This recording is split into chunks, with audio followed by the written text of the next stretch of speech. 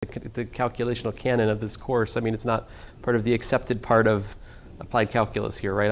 I'm getting outside off the. I've gone elsewhere, all right? But I assure you, unless I've made a calculational mistake, if we differentiate this, right, we'll get back to the integrand.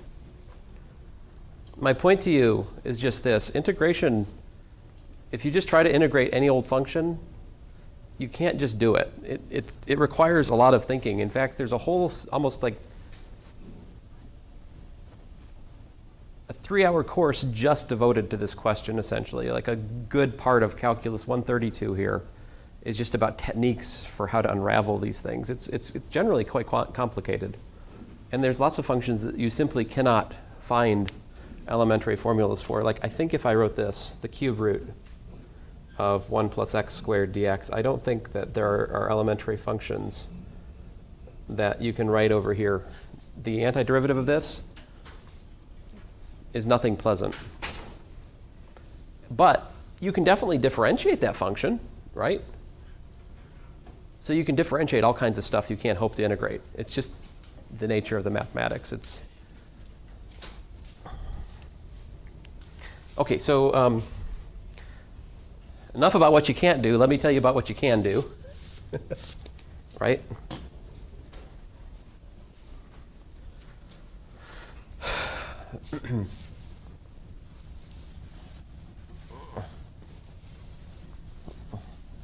I forget if we cover it this semester or not, but we may learn something called integration by parts. Integration by parts can actually derive what I did over there from a different way, although I think that way is easier. So here's the properties of the indefinite integral. So first of all, the integral of f of x plus g of x dx are equal to the integral of f of x dx plus the integral of g of x dx. So you have linearity. You can pull constants out.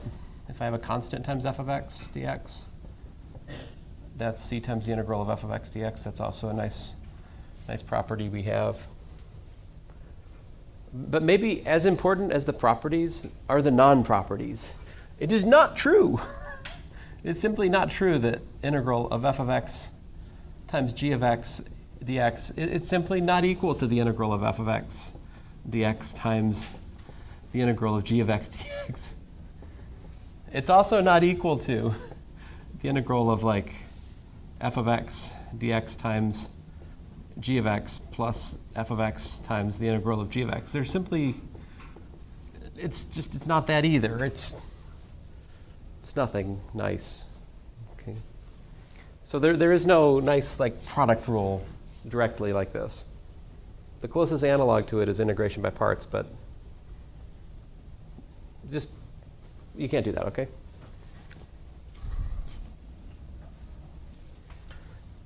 I'm going to erase this before you, well, I leave it. I hesitate to leave things which aren't true on the board because it's, as I've told you before, it could be the reason that you make the mistake, and I'd hate to see that. Here, how about an example?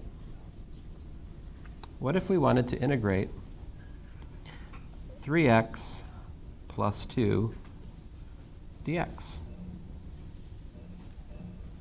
So use the properties.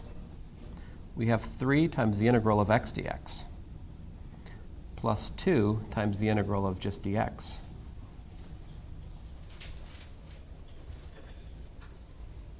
See, this right here, if you look at it in another notation, is the integral of dx is equal to x plus c. Isn't that neat?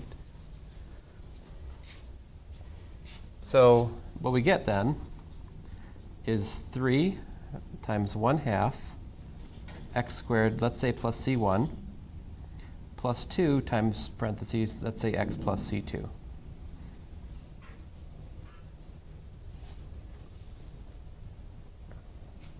Right, because I get a constant when I integrate indefinite integrals. But let's rewrite this. This is what? This is 3/2 x squared plus 2x plus 3c1 plus 2c2. what's the purpose of adding the constant in the indefinite integral? Like, why do we do it?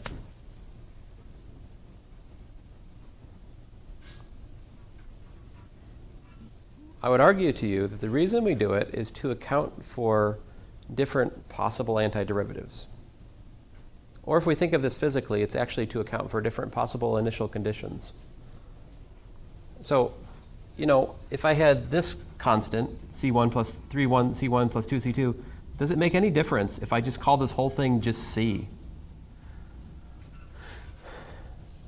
It doesn't. I mean, I have just as many possible functions taking this weird combination of C1 and C2 as I do with, say 3 halves x squared plus 2x plus c. So it's our custom, when we break up indefinite integrals into pieces like this, that you could just add a constant at the end of the expression. You don't have to add one on each one, because you'll always end up having this stupid step, some weird combination of constants, and then you just relabel it C at the end. So just call it C.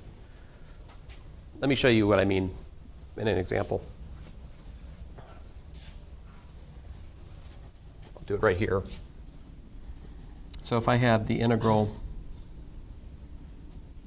of 2 e to the x plus the square root of x dx, right? So that would be twice the integral of e to the x dx, right? Plus the integral of x to the 1/2 dx.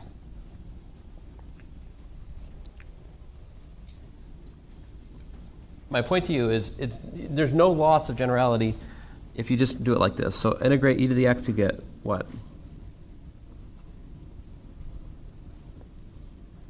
What can I differentiate in e to the x? We talked about this. It's just e to the x again, right?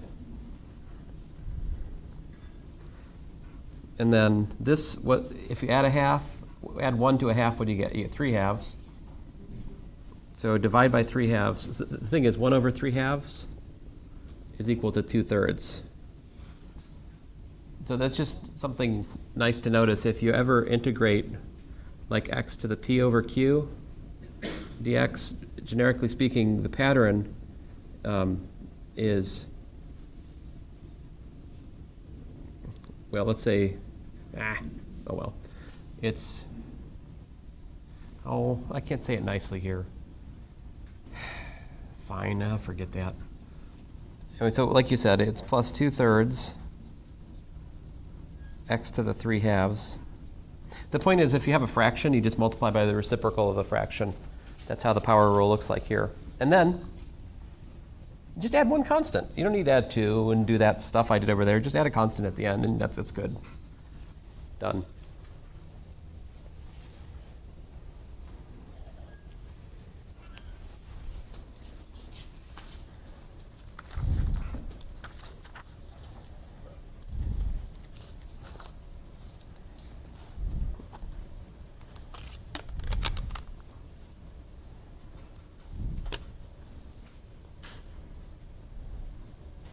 Okay, so I'll conclude today by giving you an example of what's called an initial value problem.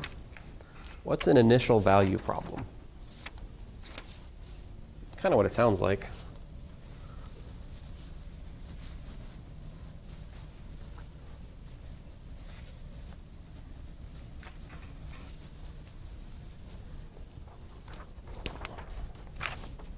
So the velocity of a car, this is number 8 of homework 13. The velocity of a car in feet per second time t after starting from rest is given by the function f of t is equal to 10 times the square root of t, and that's for 0 less than or equal to t less than or equal to 30. Now, I don't like calling velocity f. I'm going to call it v, because it's velocity. So v of t is 10 times the square root of t. There, I fixed the book's problems. The book has given you this ridiculous f of t, whatever.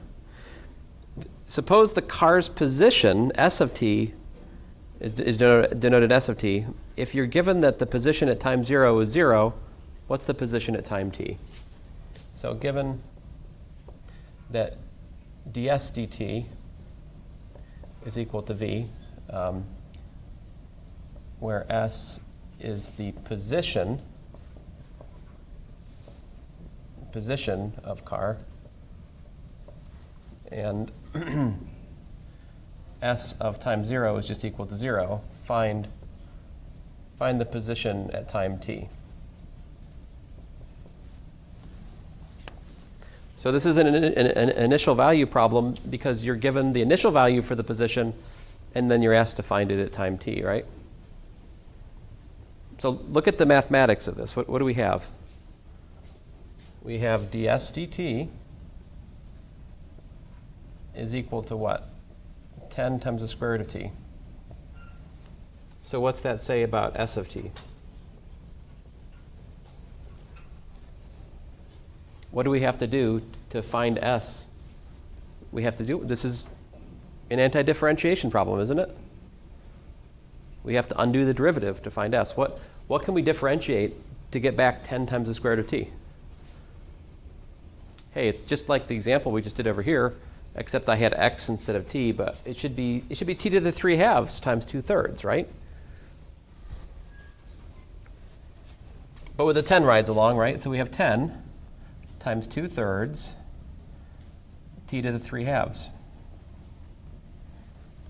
Because this is the antiderivative of 10 times root t.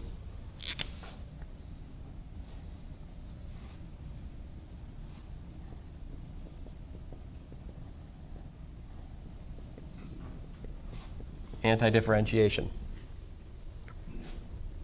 And let's suppose that s of 0 isn't 0. Can I change the problem? I want to change the problem a little bit. Let's suppose that s of 0 is equal to 1.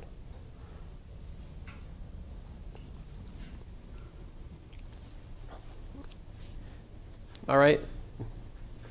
This is my point to you. If I didn't add the constant to the antiderivative, right,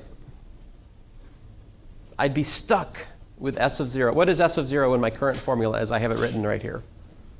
What's s of 0? It's 0, right? So if I don't add the constant, I don't have the flexibility to fit the initial condition. But if I do add the constant, plus c, now I maybe can figure out what c is in order to fit s of 0 as 1, right? So I take s of 0. What is s of 0? S of 0 is equal to 10 times 2/3 times 0 to the 3/2, otherwise known as 0, plus c. So this is just 0. So we get c, 0 plus c is equal to 1. So therefore c is equal to 1. And I find s of t is equal to 20 over 3 t to the 3/2 plus 1. And there you have it. Now your homework problem, at least my homework problem, has it set up so that the constant is just 0, but that's really rather boring. I usually try to make initial value problems so that the constant's non-zero, because I want to make sure the student's adding the constant, because that's kind of important, right? If you don't add the constant, you're missing possibilities for the position function here. Anyway, this is all initial value problem is basically is calculate the indefinite integral, and then you fit the constant by plugging in the data we were given, the initial data. That's it. Next class, I will show you guys how we can do an additional class of integrations based on substitution. That's called the technique of U substitution. So that's where we're going next. But anyway, have a good weekend, you guys.